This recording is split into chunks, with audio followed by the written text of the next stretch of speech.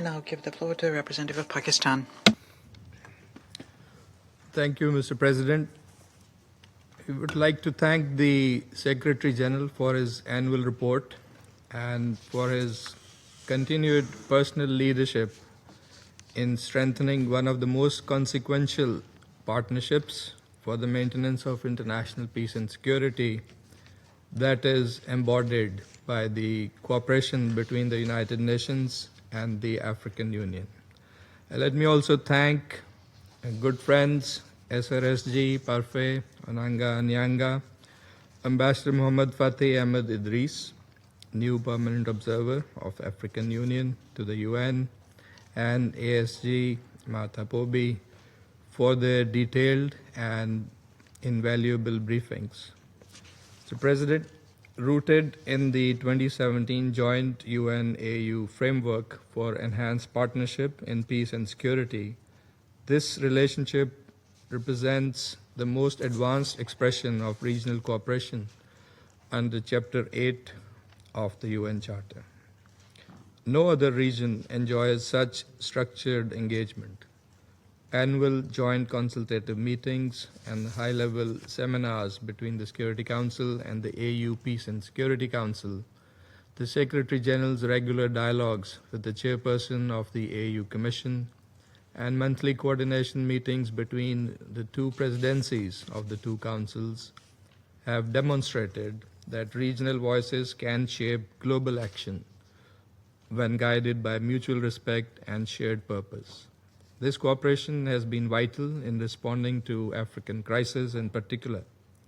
The two councils have worked in tandem on Sudan, South Sudan, the Central African Republic, and the Democratic Republic of the Congo, aligning political and peacekeeping efforts with regional initiatives. The Somalia transition from ATMIS to AWSOM and collective responses to the Sahel and Lake Chad Basin illustrate how joint planning and predictable support can determine the success of African-led operations. The Secretary General's report also offers a sobering reminder. While institutional coordination between the UN and AU has matured, more needs to be done to improve political coherence. Responses to African crises are too often filtered through extra-regional lenses of geopolitical competition, commercial interests, financial constraints, selective humanitarianism, and at times the old mindset that shapes particular agendas and serve influence and interest more than stability in the region. This Council must move away from externally imposed models of stabilization and toward context-specific political strategies designed and endorsed by African actors. It must be understood that sustainable peace cannot be imposed. It must be locally owned and regionally reinforced. A shift of panholdership on African issues to African members of the Security Council can be instrumental in this regard.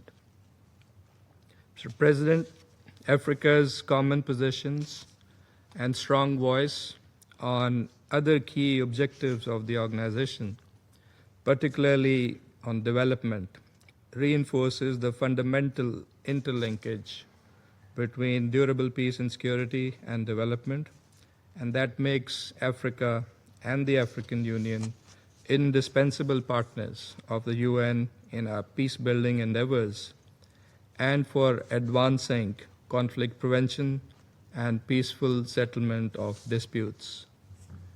Many of the priorities mentioned by the briefers, including security sector reform, the DDRR processes, counterterrorism, and other issues such as illegal exploitation of natural resources can be effectively addressed by AU-UN cooperation. And apart from the African Union, which is the overarching regional organization, Africa has effective and dynamic sub-regional organizations from ECOWAS to SADC to EAC, ECAS, and IGAD that further enriches the AU-UN partnership. The African members of this council, the A3 and the A3+, have emerged as a cohesive and credible bloc, bridging Addis Ababa and New York and ensuring that Africa's collective voice is reflected in the Council's work. Guided by our consistent commitment to the principle of African solutions to African problems, Pakistan coordinates closely with A3+ and consults countries concerned on mandate renewals, sanctions, and country-specific resolutions. Pakistan also continues its long-standing contribution to peacekeeping and peace building in Africa. The unanimous adoption of Resolution 2719 was a watershed moment, establishing a framework for predictable financing of AU-led peace operations. Technical readiness for implementation of 2719 now exists. What is missing is the political will. The implementation of 2719 will give this partnership the necessary impetus and credibility to deliver results on ground.